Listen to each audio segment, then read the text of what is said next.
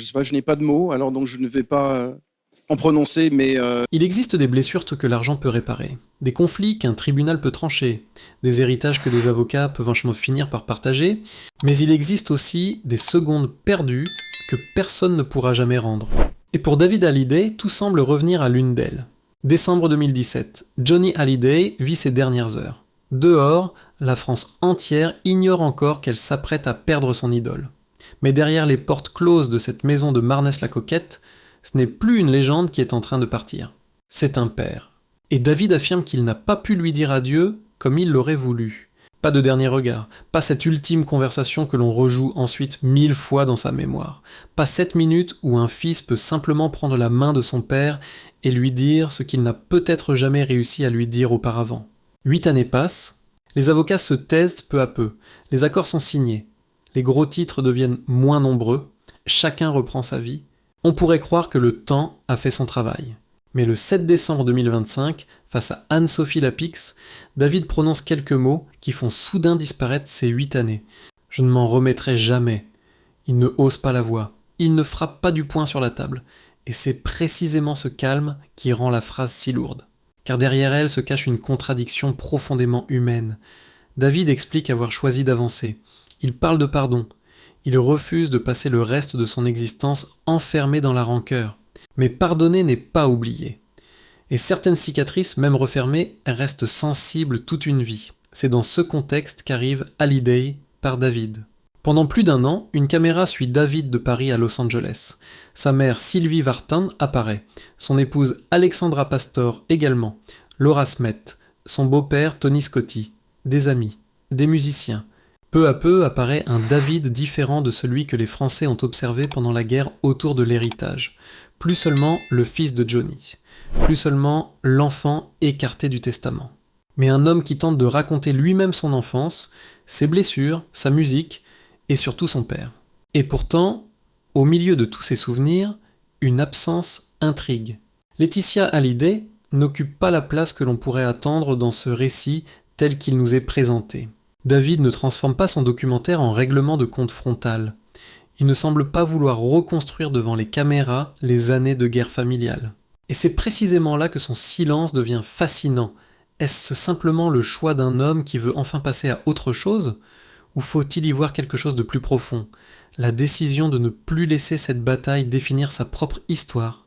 Impossible d'affirmer ce que David n'a pas lui-même formulé ainsi. Mais une chose est certaine. À 59 ans, il semble vouloir reprendre la parole à sa manière. Sans cri, sans grand procès médiatique, sans effacer pour autant ce qui lui est arrivé. Car au fond, le véritable sujet n'est peut-être déjà plus l'argent, ce n'est peut-être même plus Laetitia, c'est Johnny. Un père immense pour des millions de Français, mais un père parfois lointain, difficile à atteindre, dont David a passé une partie de sa vie à chercher la reconnaissance. Et pour comprendre pourquoi cette dernière nuit de décembre 2017 reste encore si douloureuse, il faut remonter beaucoup plus loin, bien avant les testaments, bien avant les avocats, bien avant Laetitia. À une époque où David n'était encore qu'un petit garçon, portant un nom beaucoup trop lourd pour ses épaules. Avant les avocats, le testament et cette guerre familiale qui allait passionner la France, David Hallyday était simplement un enfant né dans une famille qui n'avait rien d'ordinaire. Son père était Johnny Hallyday, sa mère Sylvie Vartan. 2 monuments de la chanson française. 2 visages partout, sur scène, à la télévision, dans les magazines. Pour le public, grandir entre Johnny et Sylvie ressemblait presque à un privilège absolu.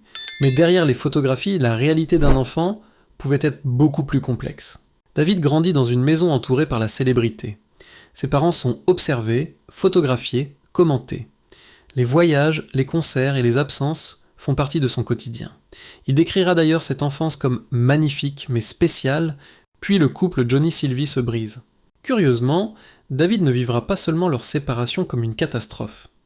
Il expliquera avoir ressenti une forme de soulagement, parce qu'il avait compris que ses parents n'étaient plus heureux ensemble. Très jeune, il découvre ainsi une réalité que la célébrité ne peut pas masquer. Derrière l'image parfaite montrée au public, une famille peut souffrir comme n'importe quelle autre. Mais en grandissant, un autre défi apparaît. Comment devient-on soi-même lorsque le nom de son père entre dans une pièce avant vous ? Car Johnny n'est bientôt plus seulement son père, il est Johnny Hallyday. Une voix reconnaissable entre toutes, une présence gigantesque, une légende vivante. Et David choisit pourtant le même univers, la musique, un choix presque vertigineux. S'il réussit, certains pourront dire que son nom lui a ouvert les portes. S'il échoue, la comparaison avec son père sera inévitable. Il doit donc apprendre à aimer la musique sans devenir une copie de Johnny. Peu à peu, elle devient son propre langage, son territoire, peut-être même une manière de répondre à cette question qui le poursuit depuis l'enfance. Qui est David lorsqu'on retire le mot Hallyday ? Mais trouver sa place comme artiste ne signifie pas que la relation avec son père devient soudain simple. Les années apportent leur distance, leurs incompréhensions et leurs rendez-vous manqués. Johnny poursuit une carrière gigantesque. David construit la sienne. Ils s'aiment, mais l'amour ne suffit pas toujours à empêcher deux hommes de s'éloigner. Puis à la fin des années 1990, quelque chose change. David travaille sur un album destiné à son père, 100%. Cette fois-temps, il ne tente pas de régler les blessures du passé avec un grand discours. Il fait quelque chose de beaucoup plus naturel pour eux. Il écrit des chansons, le fils compose, le père interprète. Et soudain, la musique devient un pont entre deux hommes qui avaient parfois eu tant de mal à se rejoindre. Le succès est immense, mais derrière le triomphe artistique se joue quelque chose de plus intime. Pour la première fois peut-être, David ne se tient plus simplement derrière Johnny. Il se tient face à lui, non plus seulement comme le fils d'eux, mais comme un artiste capable d'apporter quelque chose à son père. C'est une forme de réconciliation silencieuse. Après les distances et les occasions manquées, ils semblent enfin avoir trouvé un langage commun. Et c'est précisément ce détail qui rend la suite tellement douloureuse. Car David n'allait pas perdre un père avec lequel tout lien avait disparu. Il avait retrouvé Johnny avant de devoir le perdre. Une partie du passé avait été réparée, pas tout sans doute, mais suffisamment pour rendre le lien précieux à nouveau.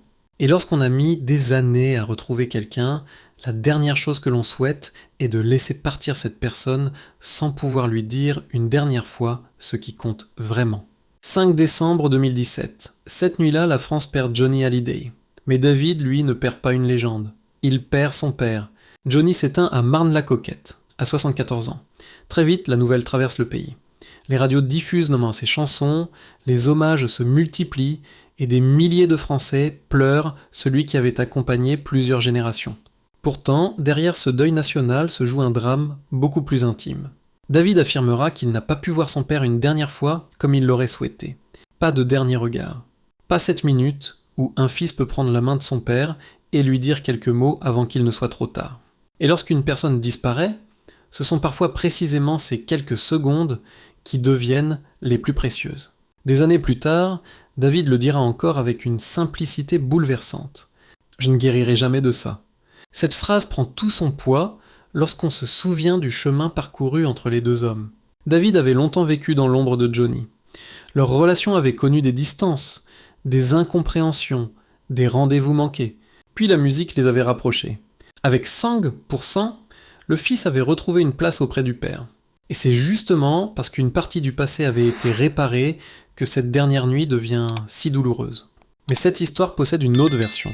Du côté de Laetitia Hallyday, il a été soutenu que l'organisation des derniers moments de Johnny correspondait à ses propres volontés et qu'elle n'aurait fait que les respecter. Alors, que s'est-il réellement passé derrière ces portes ? Aujourd'hui, impossible de l'affirmer avec une certitude absolue. Johnny, le seul homme qui aurait pu donner sa version définitive, n'est plus là. Il reste donc deux récits, et une blessure qui chez David semble toujours intacte. Mais alors que la famille commence à peine son deuil, un deuxième choc arrive. Quelques semaines après les funérailles, le testament de Johnny est révélé, et son contenu provoque une véritable déflagration. Selon les dispositions rendues publiques, l'essentiel du patrimoine doit revenir à Laetitia ainsi qu'à Jade et Joy. David et Laura, les deux aînés de Johnny, sont écartés de cette organisation successorale. À cet instant, tout bascule. La douleur intime devient une affaire judiciaire, et bientôt une affaire nationale. Pour David, une question terrible s'ajoute alors au chagrin. Pourquoi ? Pourquoi, après avoir retrouvé une partie de son lien avec son père, se retrouve-t-il face à de telles dernières volontés ? L'argent n'est bientôt plus le seul sujet. Car dans une famille déjà traversée par les absences et les blessures anciennes, un testament peut être vécu comme bien davantage qu'un document juridique. Il peut ressembler à un dernier message. David et Laura décident alors de contester. Les avocats entrent dans l'histoire. La presse s'empare du conflit. Chaque déclaration est commentée, chaque silence interprété. La famille Hallyday devient un feuilleton suivi par toute la France. Mais derrière les propriétés, les droits d'auteur et les millions, quelque chose de beaucoup plus fragile commence à se briser. Les liens, car cette bataille ne concerne pas seulement David et Laetitia. Il y a aussi Laura. Et de l'autre côté, Jade et Joy. 4 enfants, liés au même père, mais qui vont désormais grandir ou continuer leur vie au milieu d'un conflit dont Johnny n'est plus là pour mesurer les conséquences. C'est peut-être là que commence le véritable drame de l'héritage Hallyday. Pas dans ce que chacun allait recevoir, mais dans ce que cette bataille allait progressivement leur faire perdre. Des années, des relations. Et peut-être une partie de cette famille que Johnny avait laissée derrière lui. David venait de perdre son père, mais il allait maintenant devoir affronter quelque chose qu'il n'avait probablement jamais imaginé, se battre publiquement pour sa place dans l'histoire même de Johnny Hallyday. Après la mort de Johnny, le deuil de David et Laura prend une tournure qu'ils n'avaient sans doute jamais imaginée. Le testament est contesté, les avocats entrent en scène et une affaire intime devient bientôt une bataille suivie par toute la France. Derrière les maisons, les droits d'auteur et les millions, une question beaucoup plus douloureuse apparaît. À quelle place Johnny avait-il réellement laissé à ses enfants ? La bataille judiciaire se déroule entre la France et les États-Unis. La presse s'empare de chaque déclaration, de chaque rebondissement. Peu à peu, 2 camps semblent se former. D'un côté, David et Laura. De l'autre, Laetitia. Mais raconter l'histoire uniquement ainsi serait oublier 2 personnes essentielles, Jade et Joy. Elles n'ont choisi ni le testament, ni les procédures. Pourtant, elles se retrouvent, elles aussi, prises dans les conséquences de cette guerre. Après la disparition de leur père, les enfants de Johnny auraient sans doute pu se rapprocher autour d'une douleur commune. C'est presque l'inverse qui se produit. Le souvenir de Johnny devient un territoire de conflit. Car Laetitia ne récupère pas seulement une partie importante du patrimoine. Le récit rappelle qu'elle doit également faire face à un lourd passif financier et fiscal laissé par Johnny. L'héritage représente donc des biens, mais aussi des responsabilités. Cette nuance ne suffit cependant pas à réparer les liens. Pendant plus de 2 ans, la bataille épuise la famille. Puis arrive 2020, un accord finit par mettre un terme au volet judiciaire. Laura récupère notamment certains droits et objets liés à son père. David, lui, choisit finalement de se retirer du conflit. Les documents sont signés. Les avocats peuvent fermer leur dossier, juridiquement la guerre est terminée, mais une signature peut-elle réellement réconcilier une famille ? Les années suivantes vont montrer que la réponse est beaucoup plus compliquée. En 2023, David critique sévèrement une exposition consacrée à Johnny et publie son autobiographie. Les anciennes blessures sont toujours là. Laetitia, de son côté, lui adresse publiquement un reproche particulièrement douloureux. Elle évoque plusieurs années sans nouvelles et surtout la distance qui se serait installée entre David, Jade et Joy. À cet instant, l'argent passe presque au second plan, car le véritable prix de cette guerre commence à apparaître. Des années sans se voir. Des liens entre frères et sœurs fragilisés. Des souvenirs familiaux, désormais associés à des tribunaux et à des déclarations publiques. Johnny avait laissé derrière lui une œuvre immense, mais sa disparition avait aussi ouvert une fracture entre ceux qui l'avaient aimé. David tente d'avancer, Laura garde ses distances, Laetitia défend sa propre histoire. Et Jade et Joy vivent avec les conséquences d'un conflit qu'elles n'ont pas provoqué. Tout semble alors indiquer que certaines blessures ne se refermeront jamais. Et pourtant, quelques mois plus tard, un événement inattendu vient bouleverser cette impression. 31 août 2024, une photographie apparaît sur les réseaux sociaux. À première vue, une simple réunion de famille pour célébrer les 20 ans de Jade. Mais un détail attire immédiatement tous les regards. David Hallyday et Laetitia sont là, côte à côte. Après des années de procédures, de reproches et de silence, cette image semblait presque inimaginable. Alors, que signifie-t-elle ? Une véritable réconciliation ? Une simple trêve ? Ou seulement la volonté de mettre les blessures du passé de côté pour Jade ? La photographie à elle seule ne permet pas de répondre. Mais une chose est certaine, David a fait le déplacement pour l'anniversaire de sa sœur. Et parfois, dans une famille brisée, le premier signe d'apaisement n'est pas une grande déclaration. C'est simplement accepter de revenir dans la même pièce. Quelques semaines plus tard, David donne un autre indice. Invité à la télévision, il explique qu'il ne faut pas vivre avec les rancœurs. Il parle de pardon, de la nécessité d'avancer, plutôt que de laisser l'amertume dévorer le reste d'une vie. Le contraste avec les années précédentes est frappant. À 59 ans, David est désormais père et grand-père. Et peut-être le temps lui a-t-il imposé une question très simple. C'est combien d'années sommes-nous prêts à sacrifier à quelque chose que nous ne pouvons plus changer? Pourtant, une contradiction demeure. David affirme avoir pardonné. Mais lorsqu'il évoque cette dernière nuit de décembre 2017 et l'adieu qu'il dit ne pas avoir pu faire à Johnny, la blessure revient. Elle n'a pas disparu. Et c'est peut-être ici qu'il faut comprendre ce que signifie réellement sa phrase. C'est un phare de Nixon, j'avais oublié. Pardonner, ce n'est pas effacer ce qui s'est passé. Ce n'est pas nécessairement retrouver la relation d'autrefois. Parfois, pardonner signifie simplement refuser de laisser une vieille blessure décider du reste de notre existence. C'est dans ce contexte que Hallyday par David prend tout son sens. David y raconte Johnny à sa manière. Non seulement Johnny Hallyday, l'idole devant des foules immenses, mais Johnny, son père. L'homme dont il s'était parfois éloigné, celui qu'il avait retrouvé grâce à la musique, puis celui qu'il avait perdu définitivement. Et un détail continue d'interroger, dans le récit tel qu'il nous est présenté, Laetitia n'occupe pas une place centrale. Faut-il y voir une attaque silencieuse? Peut-être, mais ce serait une interprétation, pas une certitude. Une autre lecture est possible.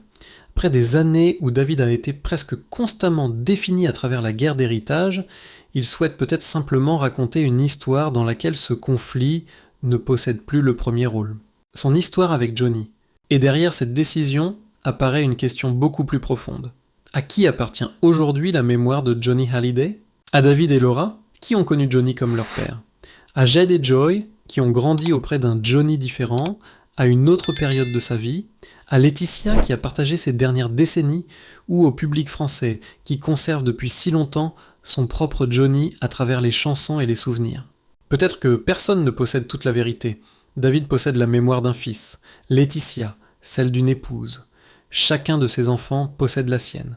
Et ces souvenirs peuvent être différents sans que l'un efface nécessairement tous les autres. Voilà pourquoi la bataille autour de Johnny semble désormais avoir changé de nature. Pendant des années, la question était « Qui héritera de Johnny ?» Aujourd'hui, une autre question apparaît. Qui racontera Johnny? David semble avoir choisi sa réponse. Il ne peut plus modifier décembre 2017. Il ne peut pas récupérer les années perdues, mais il peut encore protéger quelque chose qu'aucun testament et aucun tribunal ne peuvent lui retirer, sa mémoire de son père. Après les procès, les blessures et les années de silence, une question reste finalement plus importante que toutes les autres. Et qu'est-ce que David Hallyday a réellement hérité de son père? La réponse ne se trouve peut-être dans aucun testament. Aujourd'hui encore, David continue de faire ce qui l'avait autrefois rapproché de Johnny, de la musique. Avec Requiem pour un fou, il reprend sur scène les chansons de son père. Et derrière ce projet apparaît un symbole presque parfait. Autrefois, avec Sang pour Sang, la musique avait permis au fils de retrouver son père. Aujourd'hui, elle lui permet de continuer à vivre avec son absence. La boucle se referme, car un tribunal peut déterminer à qui revient une propriété. Un accord peut répartir certains droits, une succession peut donner lieu à des années de procédure, mais personne ne peut distribuer un souvenir. Personne ne peut retirer à David les moments passés avec Johnny, leurs chansons, leurs retrouvailles artistiques, ou cette relation imparfaite qu'ils avaient fini par reconstruire. C'est peut-être cela son véritable héritage. Et c'est aussi sous cet angle que Hallyday par David prend tout son sens. Pendant des années, David a été présenté à travers la guerre, autour du testament. Son nom semblait presque inséparable de celui de Laetitia. Cette fois, il choisit de remettre autre chose au centre. Son père et lui. Certains verront dans l'absence de Laetitia une réponse silencieuse, peut-être même calculée. D'autres y verront simplement le choix d'un homme qui refuse désormais de consacrer son existence à une bataille commencée après la mort de son père. Il serait imprudent de prétendre connaître ses intentions, mais David a lui-même résumé son état d'esprit en quelques mots. Saint qui l'a pardonné, mais il n'a pas oublié. Et toute l'histoire est peut-être contenue dans cette nuance. Pardonner ne signifie pas effacer décembre 2017. Cela ne signifie pas nier la douleur, ni prétendre que les années de conflit n'ont jamais existé. Et cela ne signifie pas nécessairement redevenir une famille comme avant. Parfois, pardonner signifie simplement décider que la blessure ne dirigera plus le reste de notre vie. À 59 ans, David semble vouloir avancer ainsi. Comme artiste, comme père, comme grand-père. et surtout comme un homme qui ne veut plus être défini uniquement comme Dooley, le fils déshérité de Johnny Hallyday. Car les millions finissent par changer de main. Les maisons peuvent être vendues, les procédures judiciaires se terminent, mais certaines choses restent. Une chanson, une voix, un souvenir d'enfance, un moment passé avec son père. Et parfois aussi, le regret d'un dernier adieu que l'on aurait voulu différent. Johnny a laissé derrière lui plusieurs personnes qui l'ont aimé de façon différente. Laetitia possède ses souvenirs. Laura possède les siens. Jade et Joy également. Et David possède les siens. Aucune de ces mémoires ne peut, à elle seule, contenir tout Johnny Hallyday. Mais David semble aujourd'hui revendiquer quelque chose de beaucoup plus simple. Le droit de raconter son père tel qu'il l'a connu. Peut-être est-ce finalement cela qu'il cherchait depuis le début, pas gagner contre quelqu'un, pas avoir le dernier mot, mais retrouver la paix avec une histoire qu'il ne pourra jamais modifier. Parce que le véritable héritage d'un père ne se mesure pas seulement à ce qu'il laisse derrière lui, il se mesure aussi à ce qui continue de vivre dans ses enfants. Alors j'aimerais connaître votre avis. Peut-on réellement pardonner sans jamais oublier ? Et pardonner signifie-t-il forcément se réconcilier, ou peut-on trouver la paix tout en gardant ses distances ? Dites-moi ce que vous en pensez dans les commentaires. Si cette histoire vous a touché, pensez à laisser un like, à partager cette vidéo et à vous abonner pour découvrir nos prochaines histoires. Car derrière les célébrités, les héritages et les conflits familiaux se cache parfois une question qui nous concerne tous. Comment continuer à aimer lorsque certaines blessures ne pourront jamais être complètement réparées ?